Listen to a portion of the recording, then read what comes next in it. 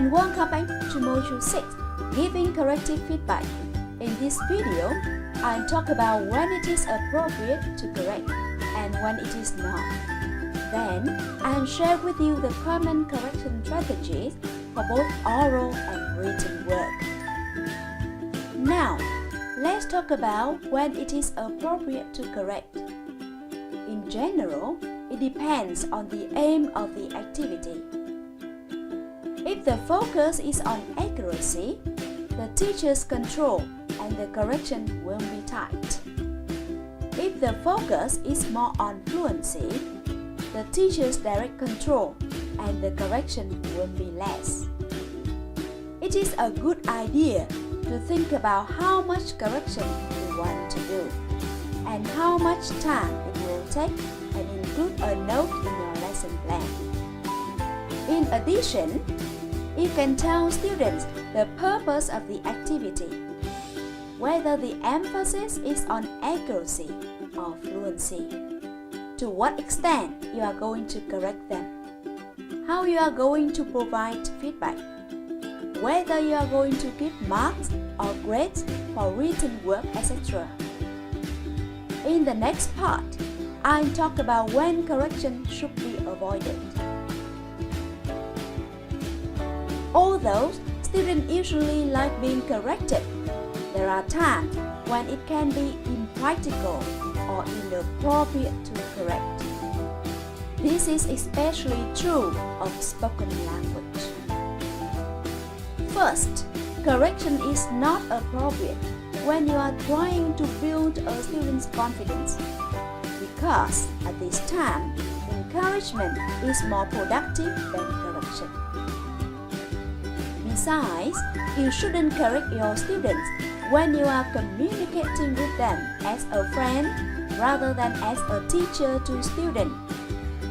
For example, when chatting before or after the class.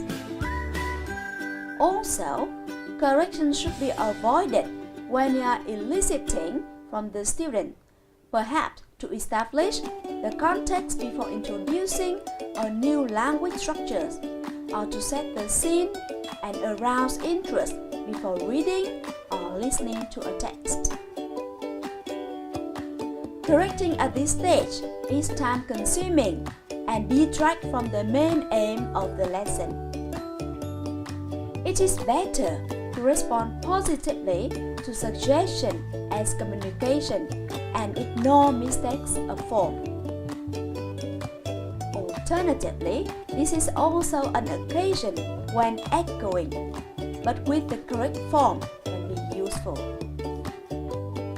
Finally, don't correct when your main aim is to focus on the comprehension of a text. If students show that they understand, but at the same time make, say, grammatical mistake, you may not want to interrupt the flow of the lesson, to stop and correct individuals. Try to remember that students are trying to focus on many things at a time.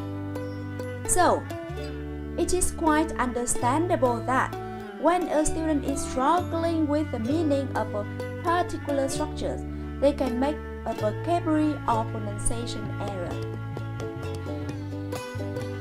Now, let's move on to talking about common correction strategies. To be more specific, I'd like to talk about correcting oral activity first, and then I'll talk about correcting written work.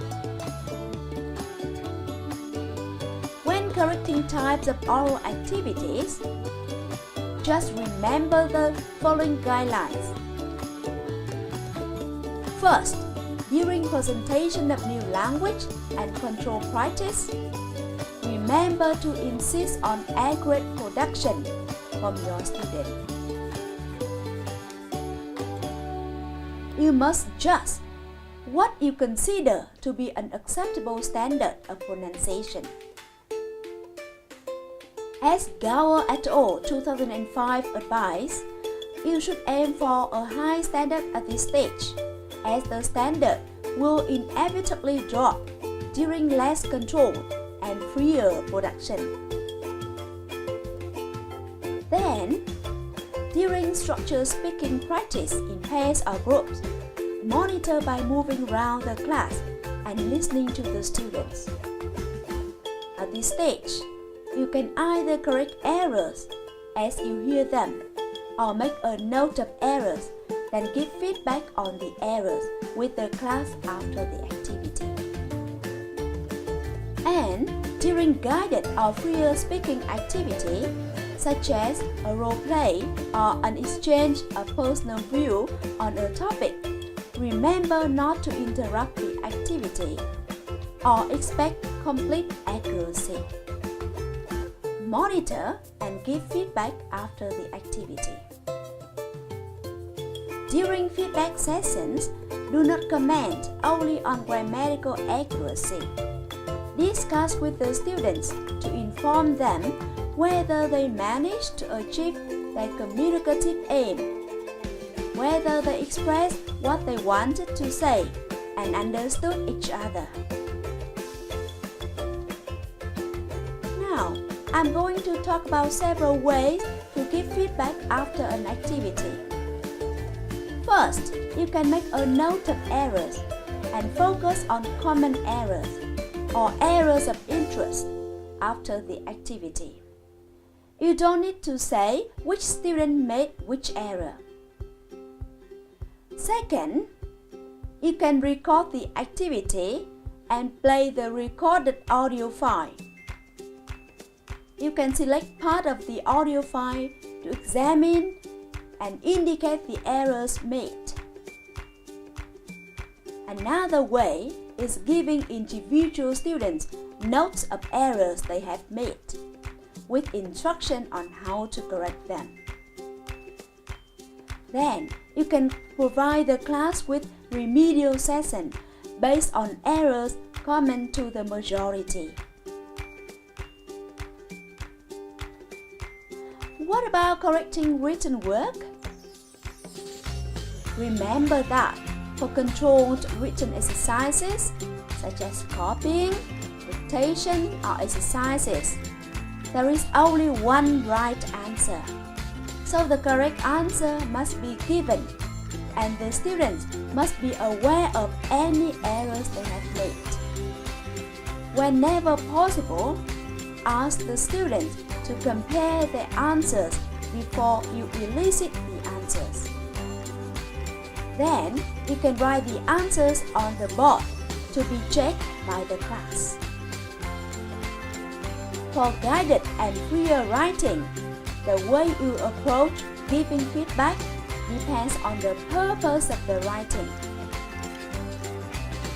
For example, if the students are preparing for a written exam, they will probably appreciate detailed correction. However, as correcting every error in a piece of free writing can be very time-consuming for the teacher and discouraging for the student, you may want to set the focus for the feedback you give. In general, aim to encourage improvement. To do this, you should try to react to the writing as communication as an interested reader. For example, you may write something like, "This was very interesting. I didn't know you work in Asia." You will probably want to comment on how well the writing communicates or how well the meaning has been got across. For example, this was clearly expressed and well argued. You can focus on particular aspects such as spelling, punctuation, use of tenses, use of blinkers, etc.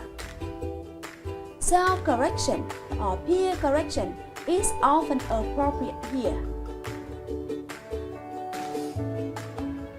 You can also comment separately on different aspects of the written work, such as its layout, style, grammar, or use of vocabulary. For example, for a formal letter, you could make the following remarks: layout, excellent. no mistakes. Style, good. But don't forget that contractions are not used in formal letters. Grammar, good. Just a couple of tense problems. Use of vocabulary, very good. Only one collocation mistake. Many teachers also use correction symbols to try to avoid too much red ink marking.